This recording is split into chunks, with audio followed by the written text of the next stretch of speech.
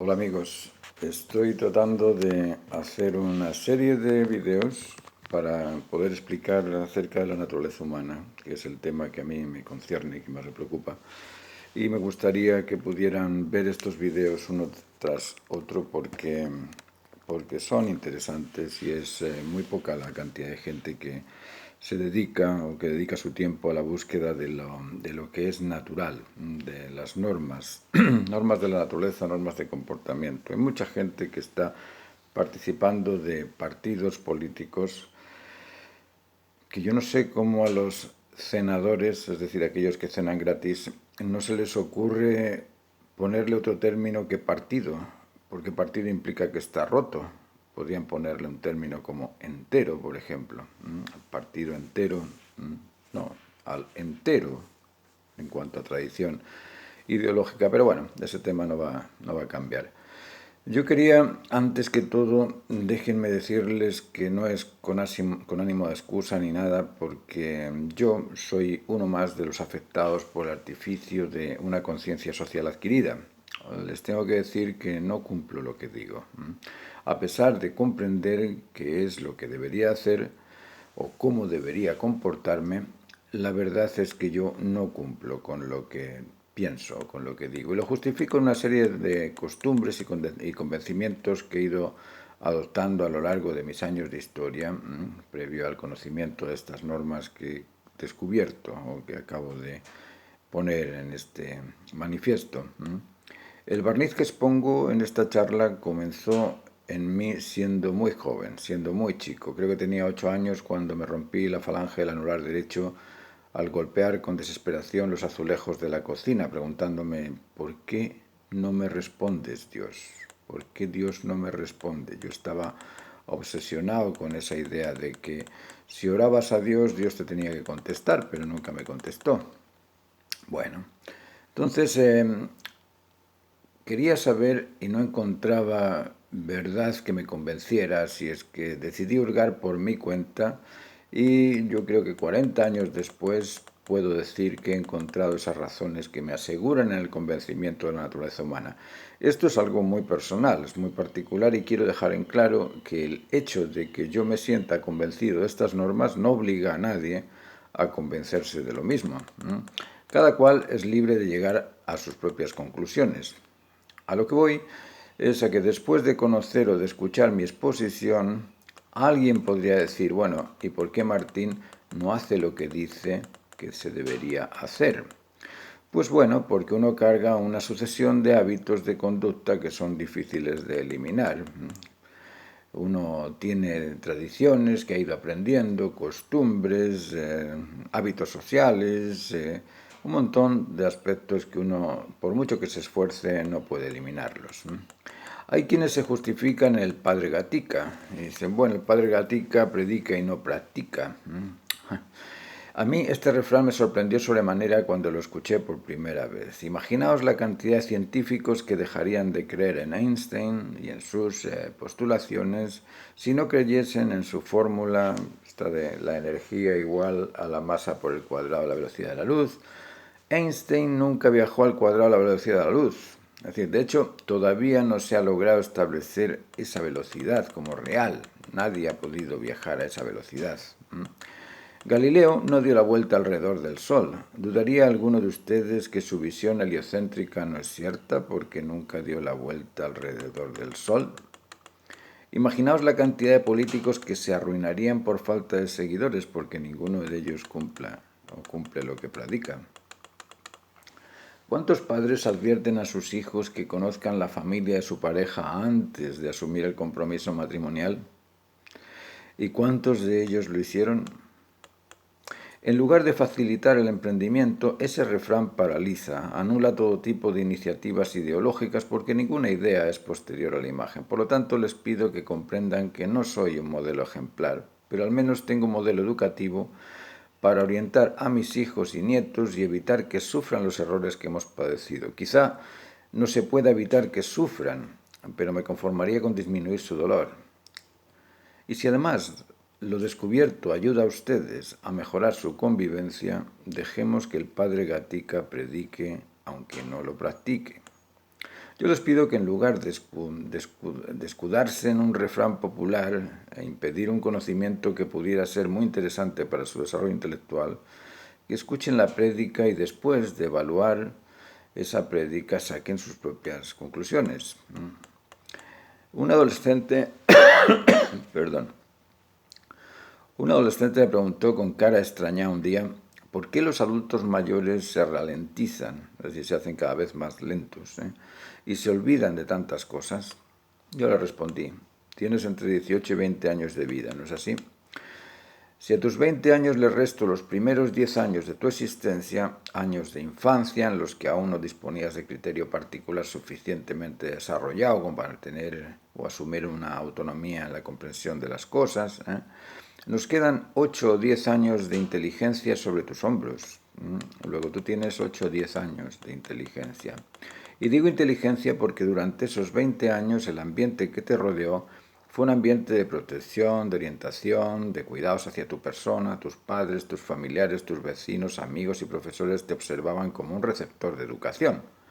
Te atendían, te entendían, estaban atentos a tus necesidades, intereses e intenciones, así es que tu intelecto suma en su memoria atención, convencimiento, confianza y cuidados. Poco que desechar, prácticamente todo es bueno.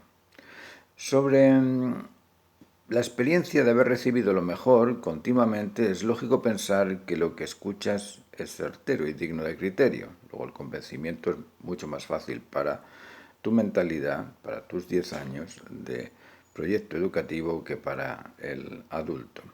Así es que lo recuerdas con facilidad en esa memoria en construcción. Son 10 años de experiencia de buen trato. Ahora, el adulto de 60 o 65 años ha pasado los 10 años similares a los que tú has vivido, inconsciente de la realidad o todavía inmaduro en la comprensión, pero además en su memoria almacena el recuerdo de 50 años de sometimiento a un jefe, al jefe de su compañía, a una autoridad, a un superior, o de ser independiente ha sido expuesto a las variables fluctuaciones del mercado, a la inflación, a los seguros, impuestos, presiones sociales, etcétera, etcétera, etcétera. Ha experimentado estafas, sobornos, fraudes, extorsión, explotación, abusos, negligencias, robos, delitos, incongruencias, irresponsabilidad, excesos, carencias y todo esto le ha acumulado en su memoria, más extensa que la tuya, mucha basura emocional que exige del olvido para seguir alentando. Esta persona ha tenido que olvidar mucho más de lo que un adolescente promedio olvida. Luego el adulto está más acostumbrado a olvidar que el adolescente. El adulto mayor ha sufrido cantidad de desencuentros, de desencantos, de decepciones y desengaños. Con esta carga encima, ¿quién no se detiene un poco a pensar en las consecuencias de lo que dice o de lo que hace, sabiendo que esas consecuencias pueden ser desagradables? Y entre tantas experiencias almacenadas es fácil olvidarse de recuerdos, sobre todo aquellos que no son de interés de la persona. Encontrar un libro perdido en una feria de libros resulta casi imposible por la cantidad de libros que hay alrededor, pero encontrar un libro perdido en el pasto de una cancha de fútbol vacía es muy fácil, el libro se ve desde cualquier sitio. A la memoria del adulto le pasa lo mismo que a la memoria artificial de un celular. Se ralentizan cuando se saturan de información. Por lo mismo, si pierdo la memoria mientras hablo, recuerden que se debe a la saturación de información, no es por Alzheimer todavía. Creo que el joven lo entendió. Espero sepa hacer frente a esas diferencias con la prudencia necesaria para no perder el encuentro entre los diferentes por sus diferencias. El tema de las diferencias es importante conocerlo a fondo. Podemos ser diferentes o tener diferencias en conocimiento, en convencimiento, que es algo distinto, pero la unidad del encuentro nunca debe someterse a la diferencia o al diferente.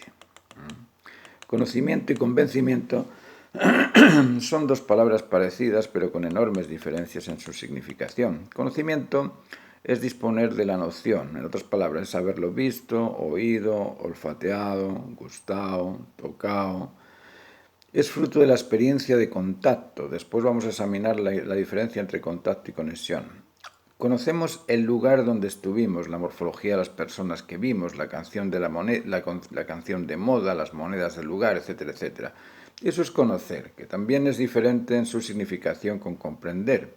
que significa hacer propio de uno, algo similar a ser capaz de hacer algo uno mismo, porque lo aprendió, lo tomó o se apoderó de ello. Aprender es un derivado del francés prendre, que significa tomar.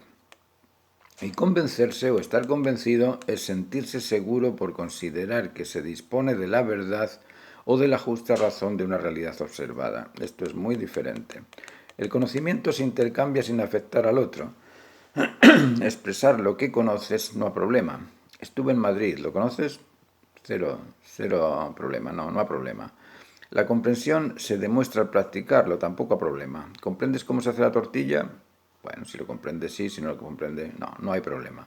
Pero el convencimiento reacciona frente a lo que frente a lo que le pone en duda o lo contradice. Por ejemplo, los ricos explotan a los pobres, o los trabajadores estafan con su ineficiencia a los ricos. Tras estas afirmaciones existen numerosos aspectos entrelazados que provocan la defensa del convencimiento propio del que lo escucha, seas de un partido o seas de otro. Yo tengo diferencias con mis hijos en una variedad de temas interminables. Somos diferentes en calidad de vida, en espacio, vivimos en distintos espacios, yo soy español, ellos son chilenos. En cantidad de años, yo tengo 64, 65, ellos tienen menos. Eso no supone que mi calidad o cantidad de tiempo sea mejor o peor que el de ellos, no, nada en absoluto. No es un tema de validarse o prohibir el uno al otro por ser uno mejor que el otro, no. En algunos aspectos la calidad de información de mis hijos supera la mía y en otros aspectos la calidad de la información mía supera la de ellos. Y en algunos aspectos la cantidad de información mía supera la de ellos y en otros aspectos su cantidad de información supera los míos. En eso somos diferentes, pero no se puede poner en términos de valor una medida de convencimiento o de sentimientos. Y tampoco se pueden medir con cantidades los apegos emocionales. Por lo tanto, sí, somos diferentes, pero no por eso debemos apartarnos los unos de los otros. Las diferencias son un atractivo para el interesado en comprenderlas. Si todas las diferencias, acertadas o no, son siempre objeto de interés para demostrar su falacia o su certeza, son todas interesantes. Lo último que una persona madura, educada, segura, confiada y responsable o respetuosa hace frente a los diferentes es huir de ellos. Eso solo lo hace el miedo. ¿Le doy miedo yo a alguno de ustedes? ¿No? Ah, qué bueno. Entonces continuaremos con la exposición. Y luego al final de la charla intercambiaremos algunas diferencias entre opiniones, ¿vale? Les dejo aquí, como les digo, sigan en el siguiente vídeo la charla, porque esto es simplemente una introducción. Ahora vamos a explicar los fundamentos de la naturaleza, 7 leyes de la naturaleza de la creación y 7 leyes que también son coincidentes o similares en la naturaleza humana. Les dejo hasta aquí. Si les interesa el tema, me ponen like, se unen al canal y por favor compartan también los vídeos, pongan anotaciones sobre qué es lo que piensan ustedes, cómo se podría mejorar, qué temas podríamos tocar. La idea de esto es una idea educativa, es la expansión de un tipo de conocimiento normal o natural. Así es que les dejo con esta presentación. Muchas gracias. Hasta el próximo vídeo.